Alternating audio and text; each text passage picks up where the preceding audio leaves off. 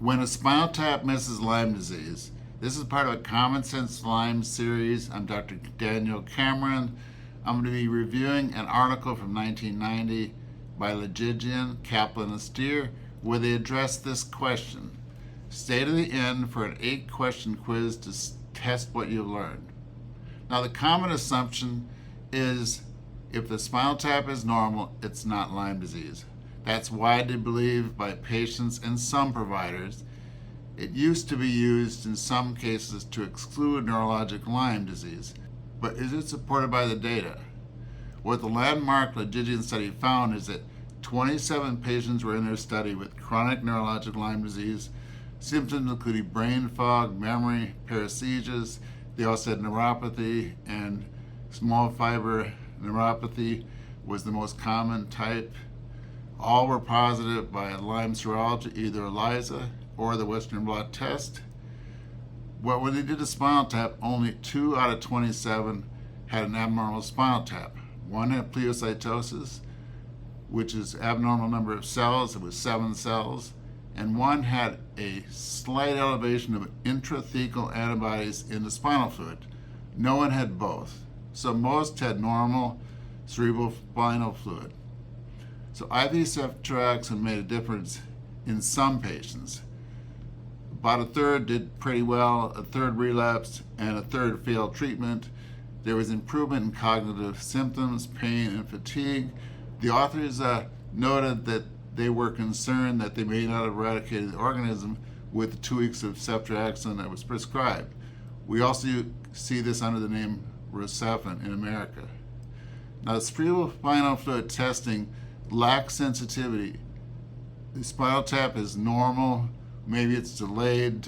Treatment is based on history and symptoms in my practice, and certainly it appears consistent with the article that I'm discussing. Later on, 4 weeks of IV ceftriaxone was actually more helpful in a follow-up study.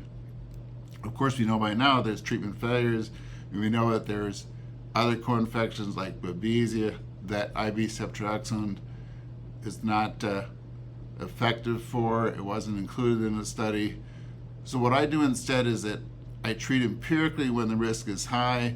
I don't wait for cerebrospinal fluid confirmation. In fact, given the uncertainty and the low likelihood of a abnormal spinal tap, I have treated intravenously if needed. Since the discovery of co-infections, including Babesia, I've often started with the oral antibiotics, and because oral antibiotics have been quite helpful, I don't do near the amount of IV ceftriaxone I might have done based on that 1990 study. So I treat the person, not the tap, because the spinal fluid can miss neurologic Lyme. The Logigian study proves it, and clinical judgment saves lives.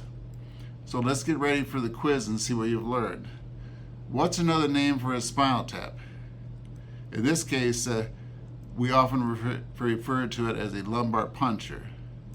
A normal spinal tap rules out neurologic Lyme disease. False. When is a spinal tap usually recommended? In this case, meningitis is the most common reason for a spinal tap. It may be necessary to rule out other illnesses, and so that just for joint pain, fatigue, and skin rash, I don't prescribe or even consider it. Neurologists are the ones that typically make the decisions on whether to do a spinal tap. So how many in the Logigian study had both CSF findings? Out of the 27, only 2 had abnormal findings, and they were not very impressive. Why might CSF testing miss Lyme? Is it handling? In this case, it's a low sensitivity in chronic cases. So 2 out of 27 is a pretty low sensitivity. That means 25 out of 27 neurologic Lyme disease patients in their study had nothing by the cerebrospinal fluid analysis. A spinal tap should never be the only reason to deny treatment. That's true. You should use clinical judgment. I usually throw in a thorough neurologic evaluation and other evaluations by other specialists as needed to rule out other conditions. The spinal taps are required in every case of neurologic Lyme. I do not feel a spinal tap is required or an abnormal spinal tap is required. I need clinical judgment. And what does pleocytosis mean? In this case, it's the elevated white blood cells in the cerebrospinal fluid. There is a brain inflammation that and Lyme-related rashes and other things that are found, especially white spots on the MRI scan. But white spots show up in so many other illnesses and even people over 50. So how many did you get right? Let me know in the comments. Let me know if you want more common sense Lyme Q&A quizzes. And thank you for joining me.